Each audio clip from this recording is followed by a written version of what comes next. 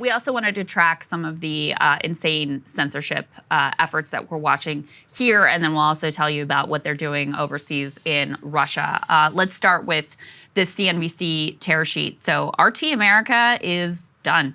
It's over. Yeah. They shut down operations here immediately amid the Ukraine invasion. Basically what happened is DirecTV, which is the largest U.S. satellite TV operator, they stopped carrying RT America earlier this week. And then Roku followed DirecTV's lead and also removed the network from its Roku channel store. But my understanding is that DirecTV was the big sort of distributor and revenue source for RT America. So, you know, that's done, that's over. Western governments and tech platforms have banned the Russian news network RT, which is, of course, the Russian version of RT America. The EU has accused it of systematic disinformation over Russia's invasion of Ukraine. I don't doubt that that is the case. And we've also seen, even so far as Russian artists overseas being banned from, losing their jobs or having their concerts canceled and things like that. So you see this sort of like xenophobic hysteria as well. Let's go ahead and put this Lee Camp tweet up on the screen. So Lee had a show on RT America, and he also had his podcast of 12 years removed from Spotify, and according to him, with no notice. His YouTube videos are also banned across Europe and the UK. So there is this, mass movement to take off any podcasts, any sort of commentary that can even be considered to be affiliated with Russia. And, this is not something that we support whatsoever.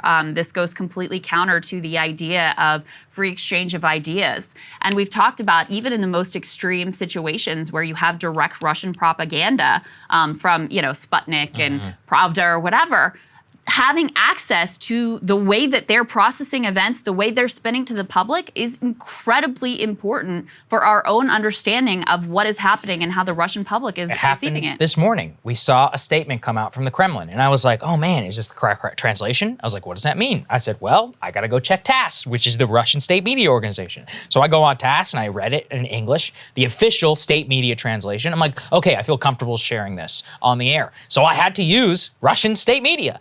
Whenever we talk about China, I do the same thing. I go and I read the Global Times. Now, I should have access to that, no?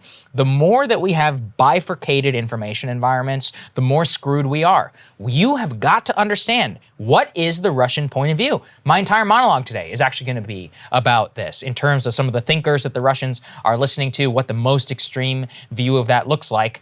Guess why I'm bringing it to you? Because you need to understand their mind.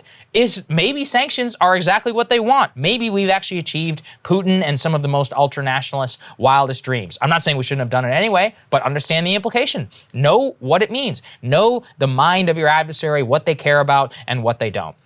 Like I said too, cavalier statements in our country could be perceived as wildly off-base, offensive, and escalatory in theirs, like the regime change one that Lindsey Graham talked about.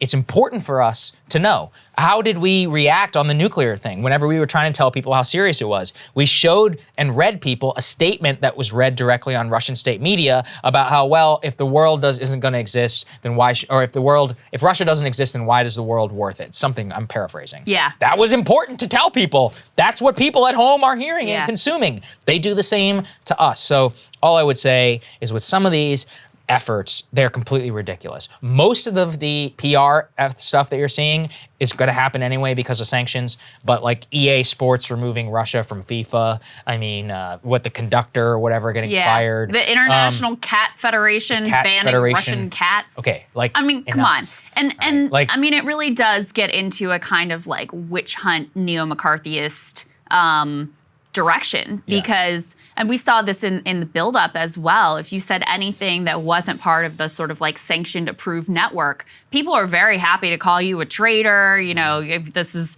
you should be tried for treason. It's a type of hysteria that is incredibly anti-productive and just straight up scary, because listen, this is a complicated conflict and you have to have the ability to tell the truth about what's going on, about, parsing out, okay, who's involved in the conflict.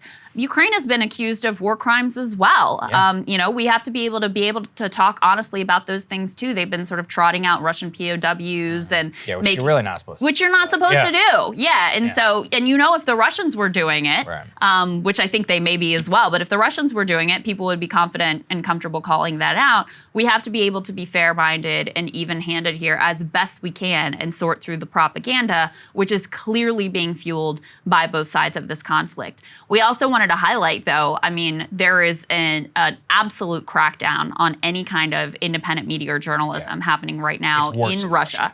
Oh, it's not even, it's not close, okay?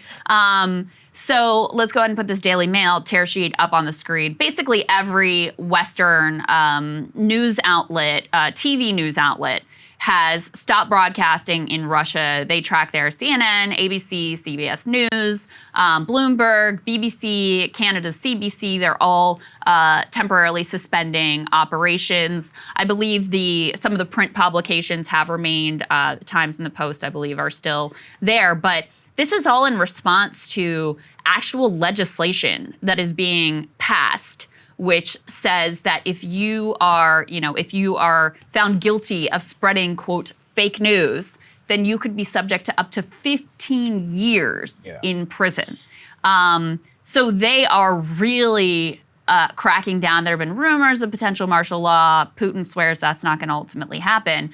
But this type of legal official punishment for having wrongthink and, you know, accurately reporting on what's happening, for example, calling it a war or calling it invasion, this is really pretty wild. And here's the other thing that we should say is for a lot of the population, this will work. I mean, it will make it much harder to get any kind of other perspective on what is happening right now in Ukraine. And so it probably will help to bolster their propaganda's effectiveness. And worse, to what I just said about how we need to understand the Russians, they need to understand us. They need to be able to read us too and see they need to read what's happening on polling and how people are feeling and seeing how exactly their actions could also lead to a miscalculation and an escalation. And the worst thing that we have for this country is a return to no cultural understanding of each other. That makes us more reliant on official channels in order to explain what people are. And do you really want that? I want Moscow correspondents out there being like, hey, we're here in the Kremlin. This is what it looks like.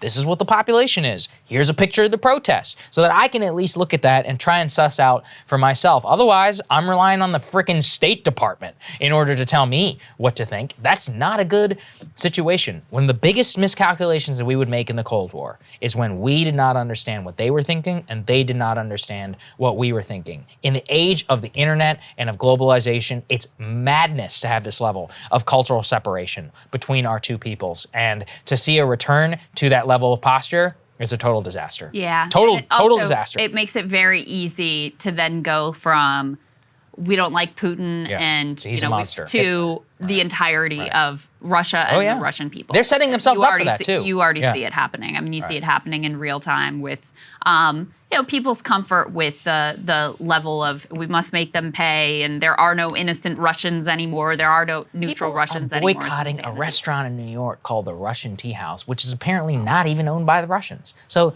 everybody calm down. That's absurd. Everybody calm down. Hey guys, thanks so much for watching. That's right. Just as a reminder, you can become a premium subscriber today. Watch the full show completely uncut, our reactions to each other's monologues. You get to listen to it. You get to ask us questions, all that good stuff. Link is right there in the description or at breakingpoints.com. Best of all, great way to say screw you to the mainstream media.